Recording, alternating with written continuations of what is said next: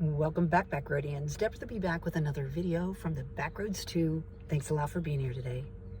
So I thought I would expand on this last video about second chances and allowing people back into your life.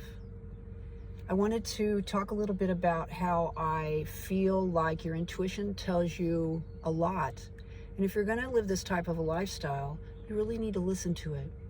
There have been so many times in my past where I have had this intuition that's told me not to invite this individual into my life, not to connect with this individual, not to go there, not to do anything pretty much. And I ignored it. And it was always to my detriment, seriously. So I wanted to talk about that because this woman that I spoke about in this last video that I had moved in with when I went through a bit of family drama. I believe she recognized my vulnerability and was trying to take advantage of that. And it just seemed like there was one thing after another thing after another thing, and I just kept forgiving and trying to see the situation differently and just being thankful, you know. But it always seemed like there was no communication there, and even if I did try, it really didn't matter. So I felt intuition throughout that whole thing, and I felt anxious oftentimes about certain aspects of that living arrangement, which I ignored pretty much.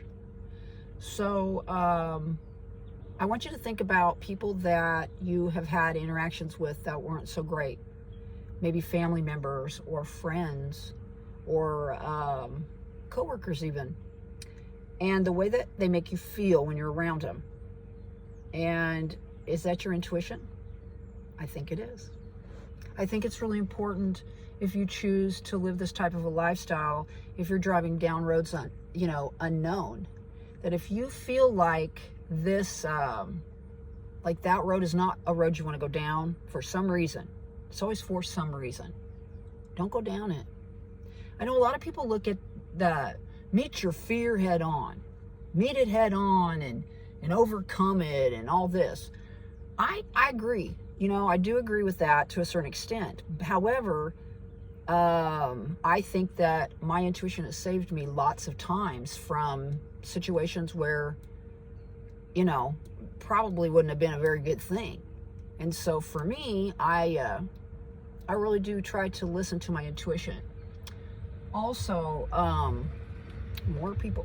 It's a busy day. The sun's out. It was all gray and everything, and now everybody's out. So, I'm the type of person that when I'm getting ready, and something catches my eye, like say some inanimate object, let's say, I pick that up and I take it with me. Because 9 times out of 10, I'm going to need it. And I think that that's my intuition telling me that that's something that I'm going to need on down the road. And when I ignore that, when I go ahead and I just think, whatever, it's always something that I needed, that I should have gotten. I'm like, dang it, I should have picked that up, you know? So this woman that I work with, every time I am around her, I just get a ooh feeling, man. It is just not a good feeling. I don't like seeing her car in the parking lot. I don't like seeing her at work. I don't like having to interact with her in any capacity. And the other day, I just kind of smiled at her, and interacted slightly with her. And she got this look on her face like, oh, it's over with. This estrangement, this thing right here, it's over with now. So we're going to go back to the way things were. And I've never, ever, ever felt that way about anybody, to be honest with you. And it's not going to go back to the way it was with her. So the next day, she came up and started acting like before. And I just completely stayed neutral and interacted with her very blandly and didn't really meet her eyes, so that she understood just because I'm civil with you, just because I've been pleasant, does not mean that we're going down that road again. I'm not going down that road again. I'm too old for that. Too old for the shit, as they say. And I am. And I've learned that you're expelling unnecessary energy towards a person, a place, or a thing. And I'm not doing that anymore. I've said in a previous video that at a certain point, if it gets too hard, I'm just going to let it go, man. And I've never really been that way before. I've tried to be disciplined and push through it and be dedicated, you know, see it, you can be it, and all that other stuff. But when you're dealing with people, you can't control what another person does. You can't control what they perceive. You can't control the way they react or what they're thinking. And when you try to clearly articulate and communicate with an individual, when you take responsibility, even when you don't necessarily feel like you're responsible, but you feel like that it would be good for the situation, you can do that a couple of times, and that person believes that you're at fault and will always be at fault. And I'm not going to accept that anymore. I don't want to be put in a position where there is fault to be had by anyone.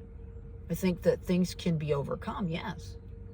But not if one side of it is always thinking that they're not at fault in any capacity. And they're not taking responsibility for anything that happened, whatever that was.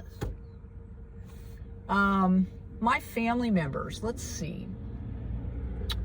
I grew up being very forgiving, very understanding. We had family members that lived a completely different lifestyle than we did. And I was going to be a nun or a sister at one point. I really did believe the whole spiel of peace on earth, goodwill towards men, women, children, animals. I truly believed all of this. I really believed within my lifetime that there would be peace on earth. And throughout my life, my parents were like, Deb, you need to give up on this. I really told them, I was like, I'm going to help change the world. That's what I'm going to do. I'm going to help change the world. And I don't even think I said help. I said, I'm going to change the world, is what I said. And my parents were just like, you need to stop talking like this. You need to stop looking into this stuff. And I planted seeds within my baby son's mind that he still is so involved with. And all the stuff that's going on right now, he is eating it up, man. And I think you come to a time where you just accept what is happening. That people, they don't want to look beyond a veil. They want to believe everything that they see on TV. They want to believe what people tell them. And when you have a societal and political landscape where it's okay to basically fabricate, you know, that's all right. Especially if you're trying to get elected. I don't think that that's right, but, you know, what do I know, right? But I thought that I would talk about this today. I'm not going to rekindle relationships or friendships, even with family, if I'm feeling a certain way. If my intuition is telling me something, and I just don't think that I'm doing myself justice by ignoring my intuition, given the circumstances or people. And I think that if you're going to choose to live this way, it is super essential that you listen to your intuition and you spend time alone with your higher power in order to hone that intuition to a point where you can trust it and you can go forth in the world feeling safe and secure in your decisions and the paths that you choose. So thanks a lot for being here today. I hope you liked this video. Thumb it up if you liked it. Subscribe if you want to see future videos. And please comment if you would like to. Get out there and spread those little pieces of peace out there in this world. It is very important for you to do that, to share yourself with the world despite, sometimes feeling differently, you know, about certain situations, people, places, and things and such. My name is Deborah the Bee. Thanks a lot for coming by. We'll see you all on down the road. Bye-bye.